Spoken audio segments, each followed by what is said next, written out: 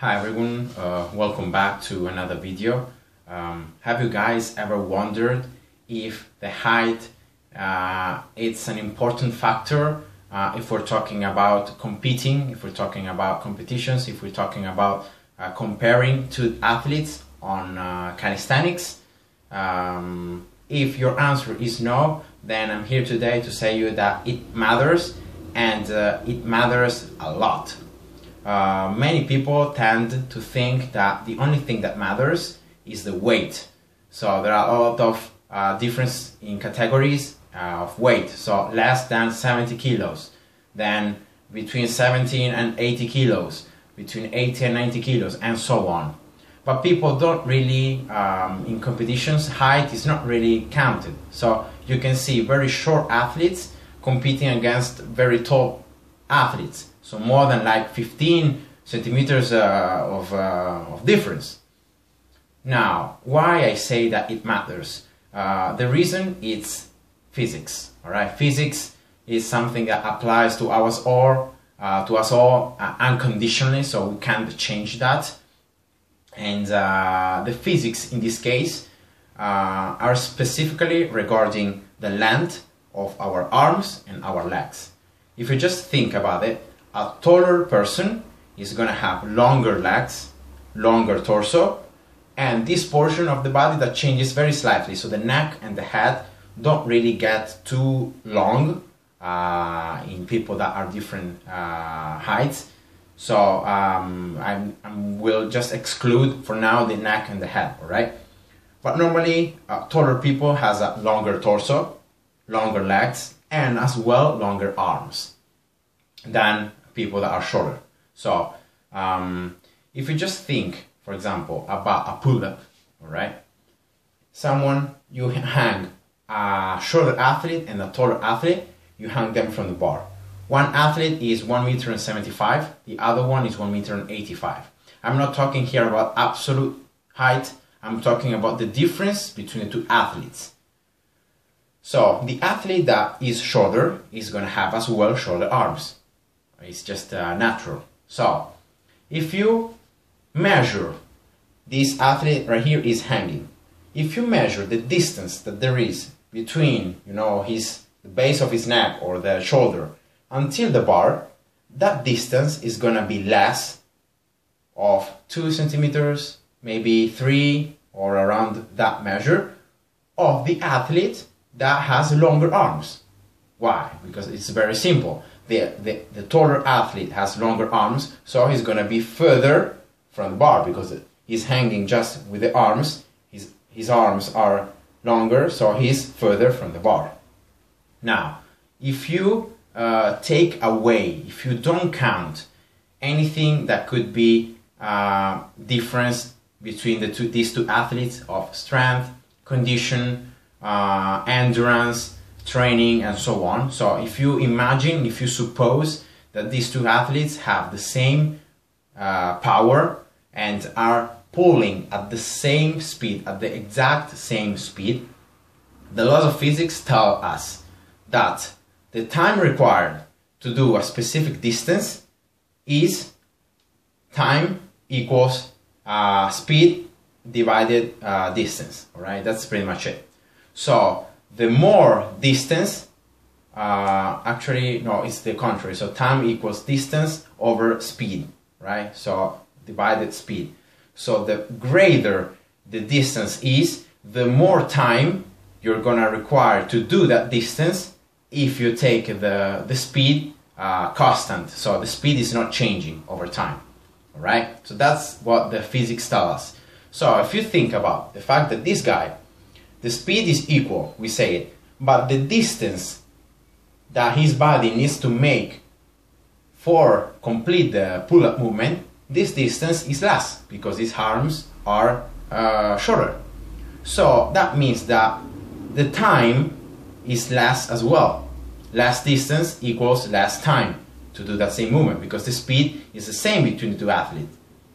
So that is a huge advantage because the shorter athlete with shorter arms is not only gaining time on the pulling part of the movement, but is gaining time as well on the negative part of the movement. because the distance is shorter in pulling, but it's shorter as well in going down the bar. So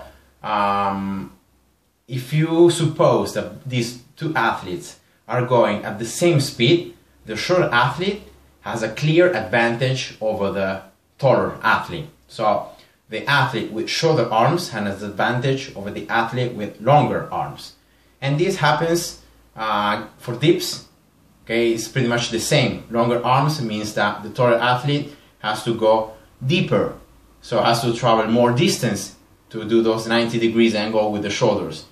And then again, he has to push more to reach the lockout in the elbow. More distance. More distance equals more time. And the same for the push-ups. The same for the squats.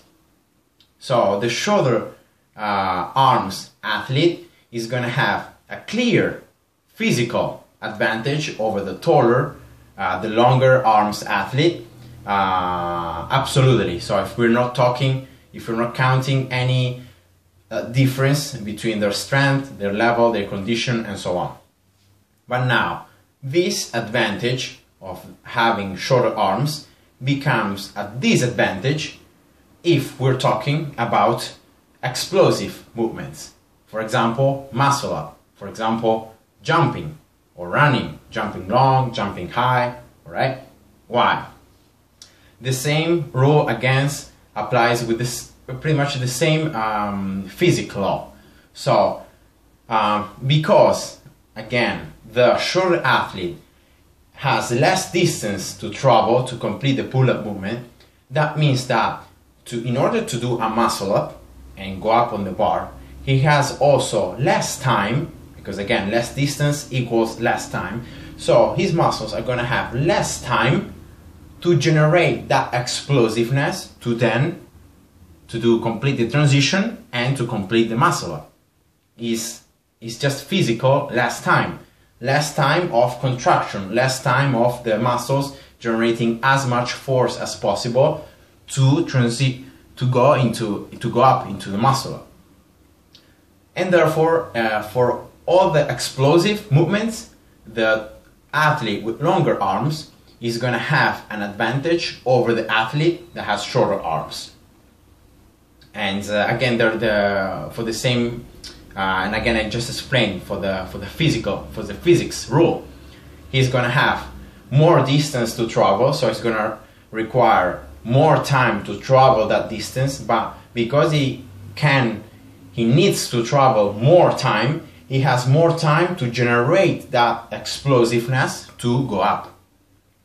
All right, and the same happens for like jumping high, jumping long, running. Why is Bolt the best sprinter of all time? Because he was tall, he had very long legs, and therefore his body was already, if you take away every personal training, every personal factor that can make him more good at running faster than other people, if you take away all of that and you just count his physical body, so his physicality, his body was perfect to run because he had longer legs, and therefore he could manage to, because his legs are longer and they needed more time to travel, they can generate more force, more speed, and therefore he can go a lot faster.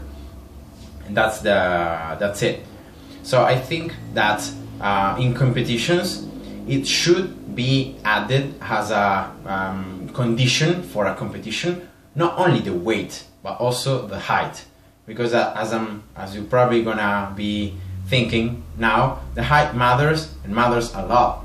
I know that there are plenty of cases where shorter people are much stronger than taller people at doing explosive movements. And I know that there are a lot of people that are tall, so they are longer arms, that are a lot better than shorter people at doing pull-ups, dips, or what. So what I'm talking about is just the basics, the absolute, all right? Then there are all the little differences between the people, between the athletes, the personal training and the personal condition and so on. But when we're talking about pro competitions, every little thing counts. And being taller or shorter can make the difference between a victory or a second place. And that's important because in pro competitions where there is especially money behind it, everyone wants to win. So all these little details that seem bad, they count.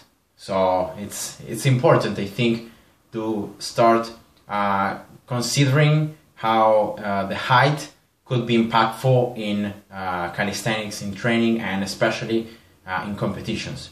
So I hope you guys enjoyed. I hope you guys could find this video helpful, and see ya. Bye bye.